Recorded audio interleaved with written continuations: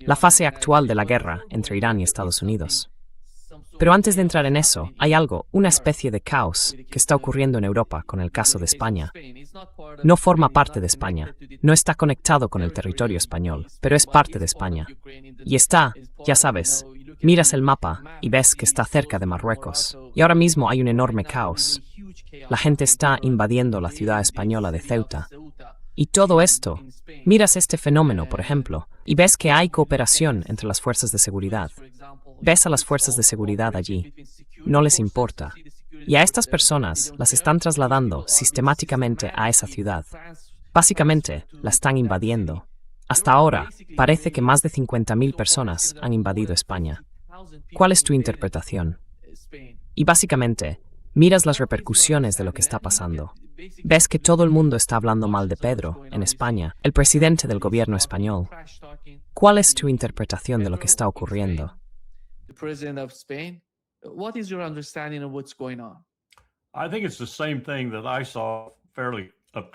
Creo que es lo mismo que vi bastante de cerca, en primera persona. No sobre el terreno, pero sí a través de los ojos de muchas personas a las que conozco desde hace mucho tiempo en Georgia. Tenemos un gobierno con el que no están contentos los dirigentes europeos ni los estadounidenses.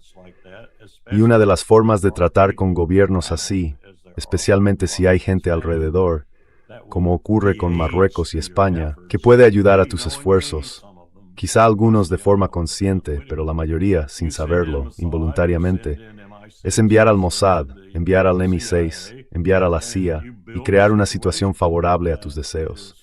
Es decir, ejercer la máxima presión posible sobre el gobierno que no te gusta e incluso derrocarlo, que era el objetivo en Georgia.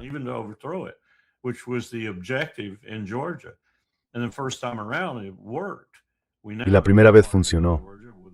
Ahora tenemos un partido en Georgia con una mayoría muy ajustada, pero seguimos intentándolo. Y tratamos de sacar a ese partido porque se parece al partido que logramos sacar. Así que todo esto probablemente sea un esfuerzo de no sé quién lo está liderando. Yo diría que quizá Francia, Inglaterra, tal vez Alemania. Pero están intentando presionar a España, ejercer la máxima presión para quitar a este tipo, a este líder, que es contrario a nuestros intereses.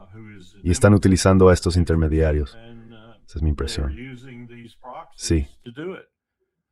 That's my guess.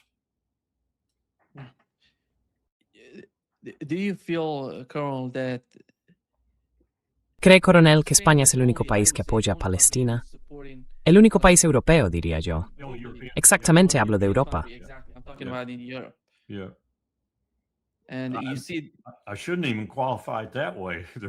Ni siquiera debería matizarlo de esa manera. Hay muy pocos países que apoyen realmente a Palestina. Quiero decir, muchas poblaciones dentro de distintos países, incluido Estados Unidos, apoyan a Palestina, pero están sometidas a una presión extrema. Y en Estados Unidos sufren una presión extrema por todo, desde el ICE hasta cualquier cosa que Donald Trump pueda lanzarles en favor de Bibi. Y también están bajo presión en Estados Unidos por parte de Bibi, porque Bibi también tiene activos en Estados Unidos. La mayoría de los estadounidenses no se dan cuenta de eso. Hay lo que yo llamaría fuerzas policiales cuasi-israelíes operando en Estados Unidos, con pleno conocimiento y permiso de la administración y del Congreso.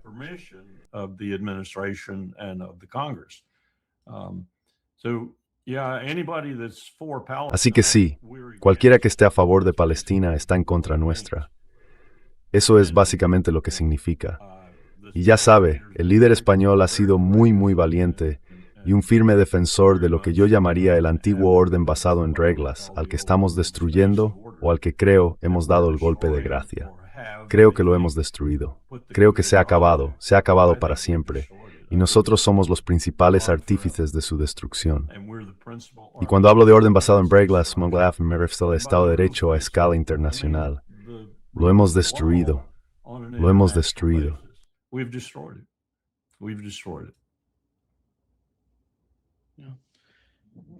Donald Trump ha dicho hoy, en una entrevista con Fox News, la guerra va bien, lo único que puedes hacer es seguir ganando, y al final pasará algo. Pero les estamos golpeando duro, los estamos dejando aturdidos y seguimos ganando. ¿Y qué está pasando hoy? Hemos sabido que Irán ha alcanzado a otro. Ya saben, parece que Estados Unidos sigue intentando atravesar el estrecho de Hormuz. 2 de estos buques, o barcos, fueron alcanzados por misiles o drones iraníes. 4 de ellos se retiraron debido a esa presión.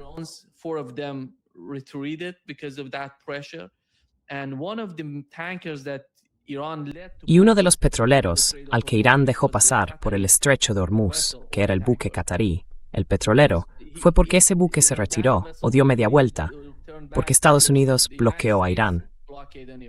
No está pasando nada. Al que Irán deja pasar, Estados Unidos no le deja pasar.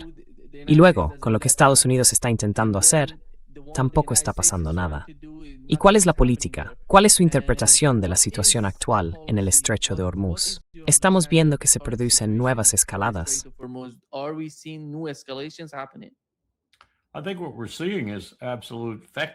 Creo que lo que estamos viendo es una absoluta falta de rumbo por parte del imperio. No creo que sepamos lo que estamos haciendo. No creo que sepamos qué estamos atacando en cada momento. Y creo que esta última ronda y cualquier ronda posterior son indicios flagrantes de nuestra incapacidad para aportar algo nuevo en materia de tácticas, por no hablar de estrategia. No creo que sepamos cómo salir de este lío. Y vuelvo a mi argumento, y creo que también al de otros. Mearsheimer ha insistido mucho en ello. Los puntos de negociación, los puntos importantes de presión que tiene Irán son el estrecho de Hormuz, como demuestran sus comentarios, y el programa nuclear.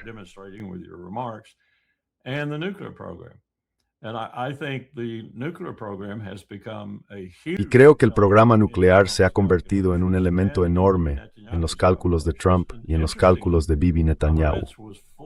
Y, curiosamente, Haaretz, el único periódico israelí que leo, estaba lleno de comentarios sobre la reciente visita de Bibi, que no eran ni de lejos tan optimistas, por decirlo así, como los de parte de la prensa estadounidense.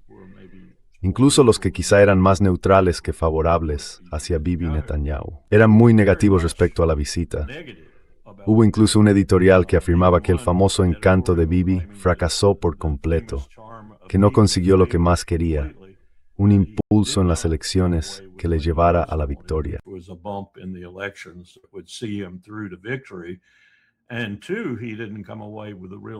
Y segundo, no salió con una garantía real de que íbamos a mantenerle al margen de la guerra hasta el momento propicio en que él declare que quiere entrar en ella.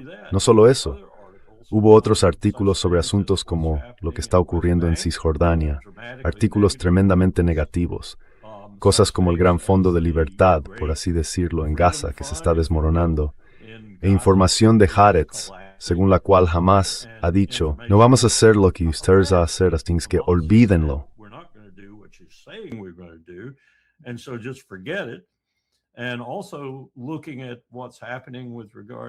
Y también, si miramos lo que está ocurriendo en Gaza, donde los israelíes siguen matando a gente cada día, reduciendo la zona de Gaza por la que se puede caminar sin esperar que te maten, e incluso llevando a cabo ataques aéreos dentro de Gaza, ataques aéreos sobre ese corredor cada vez más estrecho, mientras supuestamente se están gestando acuerdos ahora mismo. ¿Eso es desesperación o es Bibi Netanyahu pensando que puede hacer lo que quiera cuando quiera, especialmente si cree que eso refuerza sus posibilidades frente a quien sea, Naftali Bennett, Eisenhower, quien sea, de ser reelegido? Porque ese es el foco ahora mismo. Esa es toda la razón por la que vino a Estados Unidos.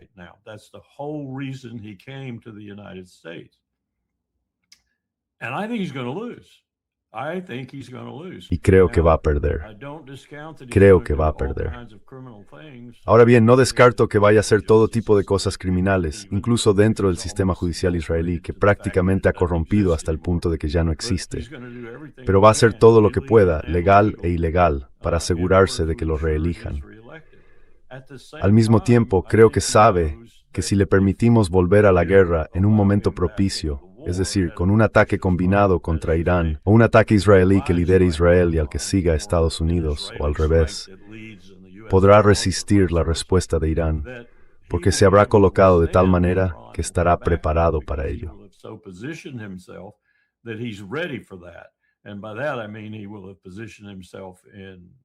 Y con eso quiero decir que se habrá posicionado en Líbano, desde donde podrá más o menos contrarrestar a Hezbollah cuando se produzcan los ataques.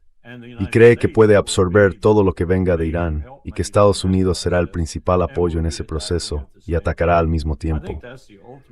Creo que ese es el plan definitivo, el ataque final, combinado, que por así decirlo, pondrá a Irán de rodillas. No creo que estén teniendo en cuenta en absoluto la realidad de la densidad de aviones que hay ahora en Israel, la necesidad de esa densidad, ni el probable movimiento de Hezbollah si Netanyahu deja claro que avanza más al norte y que va a consolidar su control sobre el Líbano, pese al llamado acuerdo.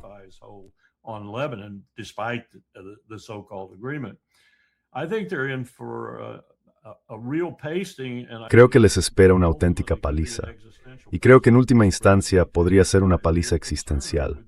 Eso me lleva a mi verdadera preocupación sobre Bibi Netanyahu.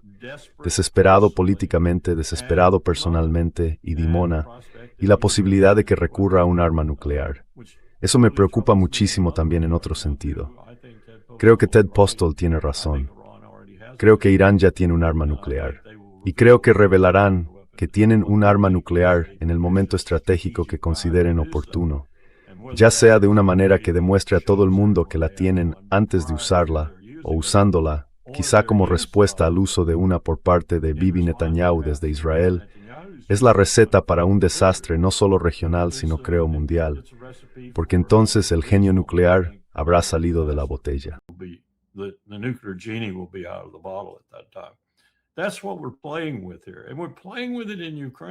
Con eso es con lo que estamos jugando aquí, y también estamos jugando con ello en Ucrania.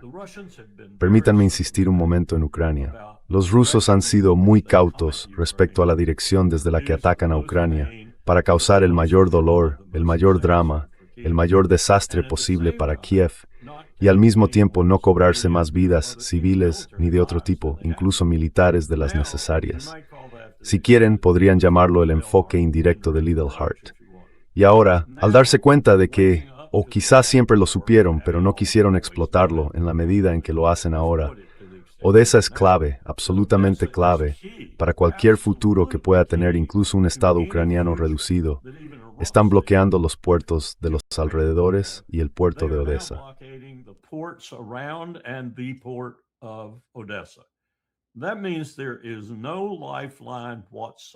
Eso significa que Ucrania no tiene ningún salvavidas, porque tengo fuentes bastante fiables de que otros países alrededor de Ucrania están hartos de esta guerra. Y Polonia es el más destacado de todos. Polonia está cambiando, mientras hablamos, en cuanto a su estructura política, su actitud hacia Moscú y su actitud hacia Ucrania, como consecuencia de ello. Y no va a surgir ningún corredor para Ucrania fuera de esa vía marítima desde Odessa. Así que Ucrania no es solo un caso perdido por lo que Rusia está haciendo a su ejército, que ahora deserta a un ritmo enormemente rápido. Si se acercan a alguna unidad rusa, levantan las manos y dicen, tómeme prisionero.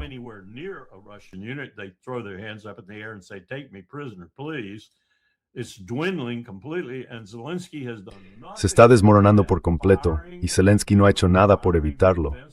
Ha destituido al general, ha destituido al ministro de Defensa. Quiero decir, deshacerse de estas personas en un momento tan crítico para la defensa de Ucrania. Creo que eso va a venirse abajo. Va a venirse abajo mucho más rápido de lo que algunos pensaban. Eso no significa que al final vaya a haber paz por las vicisitudes de la guerra y otras cosas así, pero sí significa que Ucrania está acabada, terminada, y como elemento para reforzar a la OTAN, que era el propósito por el que metimos a Ucrania en esta guerra por delegación, dar a la OTAN más fuerza frente a Moscú, eso ya no existe. Ha desaparecido por completo.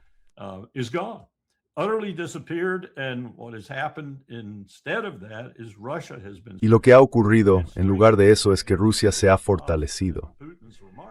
Y se ha fortalecido de una manera que los recientes comentarios de Sergei Lavrov y Putin indican que quizá estén dispuestos a ir un poco más allá de lo que estaban dispuestos a hacer originalmente, por ejemplo, en febrero de 2022.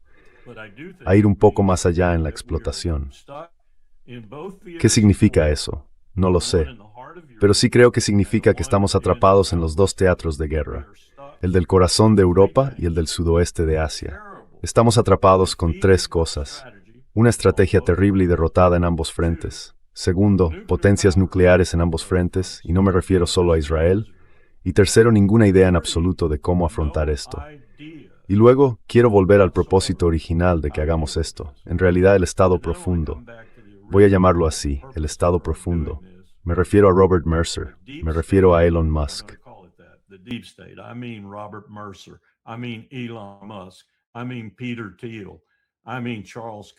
Me refiero a Peter Thiel, me refiero a Charles Koch, me refiero a los oligarcas que están detrás de la administración Trump, que dirigen a Donald Trump como si fuera una marioneta. Y es una gran marioneta. De vez en cuando hace alguna estupidez en ese sentido, pero en general es una marioneta. Ahora se están dando cuenta de que este esfuerzo por atacar a China mediante estas distintas guerras indirectas, por frenar el avance inexorable de China, su inexorable aumento de poder hasta el punto de que muy pronto, si no lo es ya, será la entidad económica más poderosa del mundo, que es lo que cuenta en este mundo, ha fracasado. Ha fracasado rotundamente en los dos frentes activos, el de Europa Central y el del sudoeste asiático. Ha fracasado por razones diferentes en ambos lugares, pero ha fracasado. ¿Y ahora qué demonios hacen?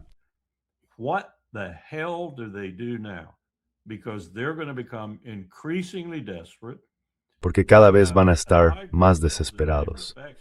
En muchos sentidos se han aliado con Bibi Netanyahu y su proyecto del Gran Israel. ¿Qué implica eso? En concreto, ¿qué significa cuando, por ejemplo, Erdogan deja de estar de brazos cruzados y por fin toma partido?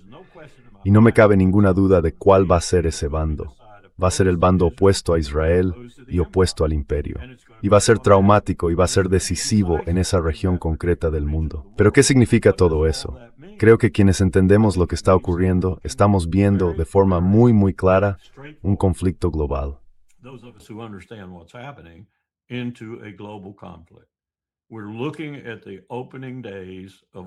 Estamos asistiendo a los primeros días de un conflicto global. Estamos viendo a líderes estúpidos, obtusos e idiotas como los que vimos en 1914, o elijan ustedes la ocasión que quieran. Estamos viendo cómo estas personas nos han llevado a este conflicto con el objetivo final, el motivo oculto, de derrotar a China.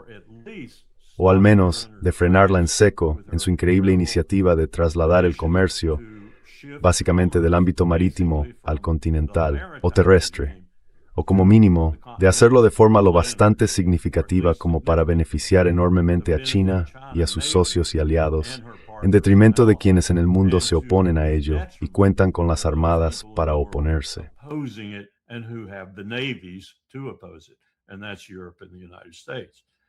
Y eso es Europa y Estados Unidos, sobre todo Estados Unidos. No sé dónde encaja eso. Por cierto, todavía estoy intentando averiguar dónde queda Sudamérica en todo esto. Y hasta cierto punto también Canadá, porque no están plenamente con nosotros en este esfuerzo por hacer lo que estamos haciendo. Quizá Argentina sí lo esté, pero no veo ningún otro estado sudamericano que esté plenamente con nosotros. Ni siquiera veo uno cuyos dirigentes entiendan de qué estoy hablando. Así que aquí estamos, al borde de un conflicto global que presenta todos los indicios de que podría volverse nuclear en cualquier momento y en muchos puntos distintos.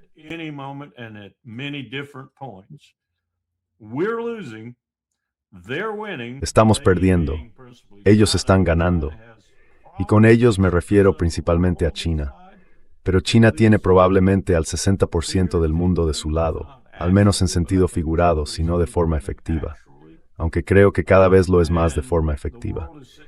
Y el mundo está aquí sentado, mirando, sin siquiera entender cuáles son las dimensiones de este conflicto que se avecina, ni cuánto va a afectar a sus vidas, lo perjudicial que va a ser para ellas. Va a hacer que la cuestión de Marruecos, de la que acababan de hablar, parezca insignificante, y también muchas de estas otras cuestiones, porque esto va a ser una lucha titánica, y no creo que tengamos ni la más mínima posibilidad de imponernos.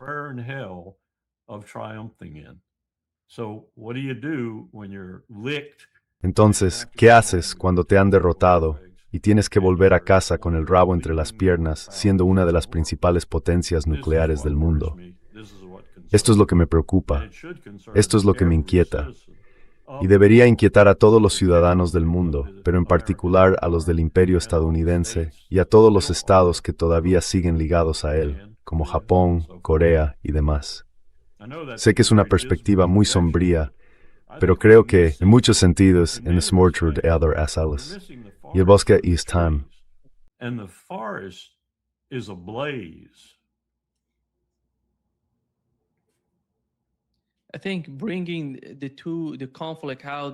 Creo que el conflicto se está extendiendo por Asia Occidental. Miren a Israel atacando Yemen, atacando Irán, y tienen a Zelensky y a Netanyahu yendo a, bueno, ya saben, yendo a Washington, hablando con Donald Trump. Los dos tienen su supervivencia en riesgo ahora mismo. Quieren mantenerse en sus cargos, y la continuación de la guerra va a beneficiarlos a ambos.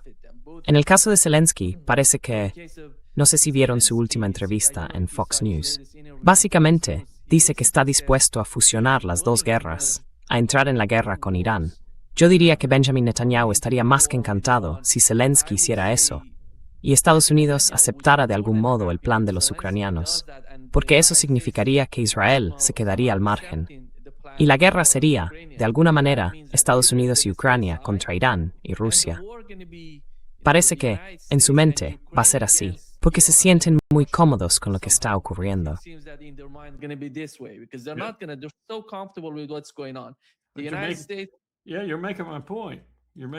Sí, estás demostrando lo que digo. Lo estás demostrando de forma muy gráfica. Esto va a ser las potencias marítimas contra las potencias continentales, y las potencias continentales van a aplastar a las marítimas. Quiero decir, es una simplificación excesiva, pero en esencia eso es lo que estamos viendo. Ahora las potencias continentales ya no incluyen solo a Rusia o solo a China. Dios mío, con eso ya bastaría. Rusia es el país más grande del mundo y China se le acerca. No hablo de población, hablo de geografía, de extensión territorial, y ahora tenemos a Irán ahí dentro, que tampoco es poca cosa. Es tan grande como Europa Occidental, diverso y con muchos recursos. Si estuviera bien gestionado, podría ser un país muy, muy poderoso. Ahora están todos juntos.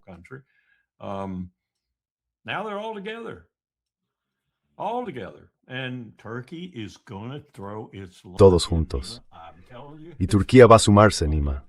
Te lo digo, va a sumarse. Y va a estar con ese grupo, no con el grupo marítimo.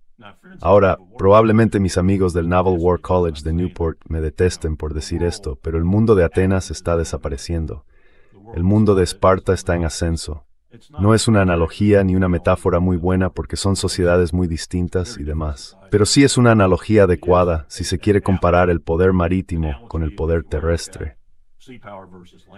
Y la gente olvida quién fue una de las mayores potencias navales del mundo en la época que estamos analizando, en el Mediterráneo, Persia. Los persas lo intentaron, pero las tormentas, los vientos, un mar muy embravecido, el Mediterráneo, y la oposición griega los detuvieron.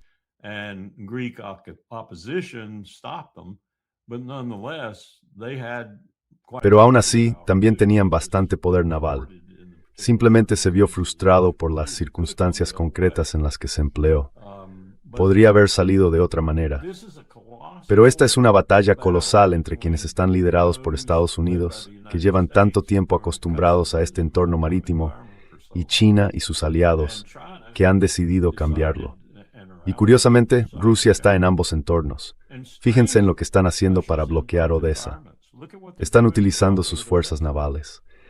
Y quienes me dicen que Rusia no tiene experiencia naval, ni experiencia en el mar, ni experiencia en alta mar, también lo dicen de China, es que están fumando algo. Quiero decir, tienen experiencia de sobra.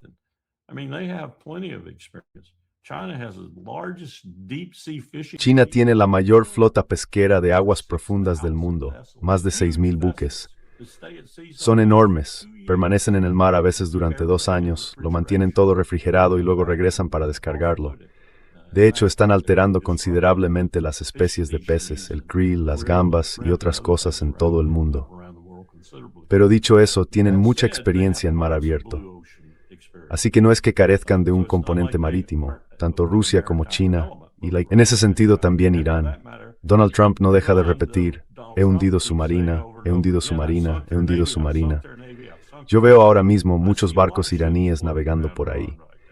Aún así, esta es una batalla histórica entre el poder marítimo y el poder terrestre. Y el poder terrestre está ganando.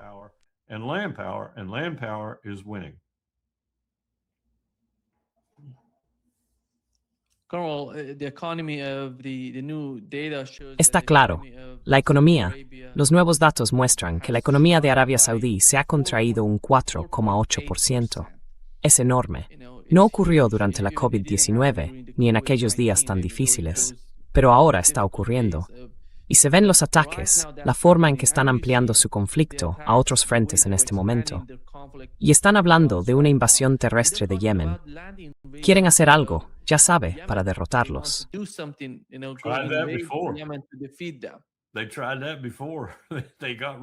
Ya lo intentaron antes y recibieron un portazo. Quiero decir, Arabia Saudí está ahora mismo en una situación muy complicada.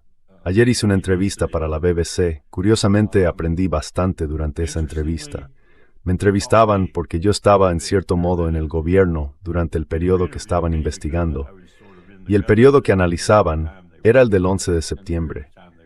Estaban examinando la complicidad saudí en el 11 de septiembre. Una de las afirmaciones que hice en esa entrevista fue que sí, la familia real saudí estuvo implicada en el 11 de septiembre. También dije que Arabia Saudí es el mayor estado patrocinador del terrorismo de la faz de la tierra. No Irán, Arabia Saudí. Bueno, aprendí mucho en esa entrevista porque la joven que estaba al frente del documental que estaban haciendo había investigado a fondo.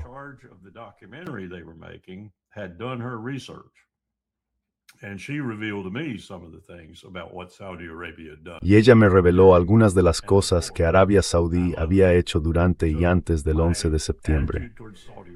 Así que mi actitud hacia Arabia Saudí seguía siendo de cierto desprecio, por no decir que la considero uno de los países más despreciables del mundo. ¿Están recibiendo por fin su merecido? Porque para mí está clarísimo que han seguido actuando con la misma partitura con la que actuaban respecto a los mujahidines y los talibanes, y respecto a Al-Qaeda, dándole su bendición y financiándola, y también respecto a otros grupos terroristas de todo el mundo. Así que ya era hora de que Arabia Saudí recibiera su merecido, y creo que estoy viendo cómo se lo están dando ahora mismo. En primer lugar, los hutíes, pero también la naturaleza y el diseño de esta campaña estadounidense contra Irán.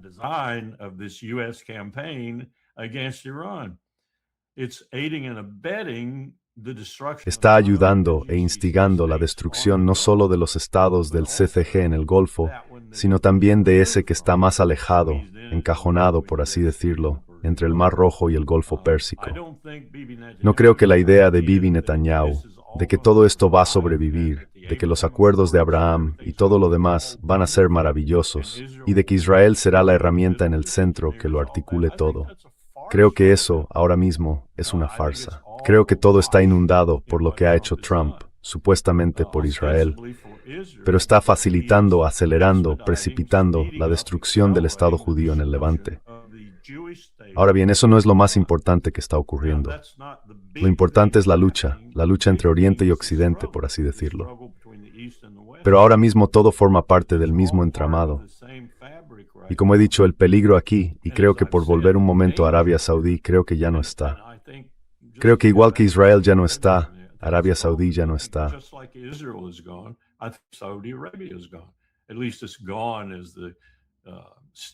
Al menos se ha ido como el Estado que ha sido desde que Roosevelt y el rey se reunieron.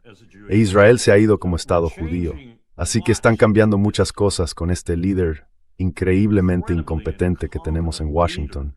Pero se está viendo obligado a aceptar parte de la derrota por estas fuerzas inexorables que están chocando ahora mismo en la escena mundial.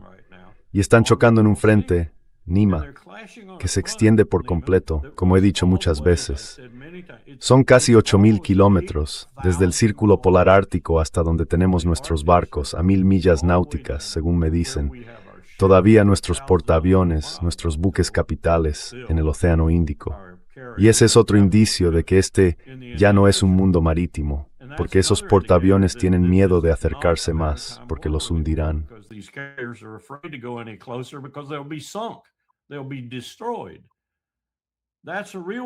Los destruirán. Y es un comentario serio, porque este es el instrumento más representativo en el mundo de la capacidad del imperio estadounidense para llevar poder militar a la puerta de tu casa mañana por la mañana. Este instrumento, que se hizo famoso en todo el mundo por esas pequeñas guerras que hemos librado desde sus plataformas, se acabó. Ya no es un símbolo del poder estadounidense que valga ni una miseria. Solo hace falta que hundan un par de ellos para demostrarlo de forma dramática y decisiva. Pero eso indica cómo el imperio estadounidense se ha encaminado hacia una derrota que no es simplemente como Afganistán, Irak, Somalia, Libia y toda una serie de otras pequeñas guerras. Esto es fundamental.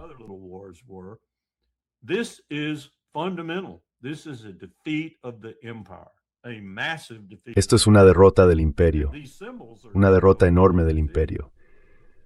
Y esos símbolos van a acompañar esa derrota. Lo estamos viendo ahora mismo y lo veremos aún más. Y me preocupa mucho, como dije antes, que en el proceso veamos también algunas nubes de hongo. Me preocupa especialmente porque cuando el imperio comprenda, y Trump nunca lo comprenderá, pero hay gente a su alrededor que sí lo hará, que estamos cayendo, por así decirlo, literal y figuradamente, entonces recurriremos al uso de armas nucleares. Ya sabe, hay gente que ya está hablando de ello en el grupo que se mueve entre Trump y esos oligarcas. Ya están diciendo, ¿por qué no las usamos contra Irán?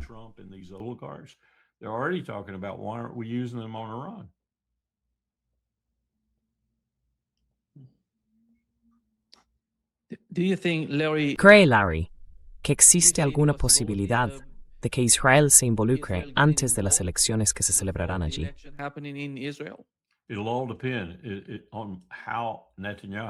Todo dependerá de cómo Netanyahu evalúe sus posibilidades. Creo que su último intento desesperado, si piensa que va a ser derrotado, será buscar esa victoria decisiva sobre su principal enemigo, y hará lo que sea para lograrlo, incluso arrastrar a Estados Unidos a un ataque conjunto. Pero no ocurrirá hasta que él. Creo que la señal previa, Nima, será lo que haga violando todos los acuerdos, aunque claramente diseñado para impedir que Hezbollah entre en el conflicto una vez que éste comience en Líbano. Fíjate en sus acciones en Líbano. Y tengo la sensación de que todo el mundo está observando eso también.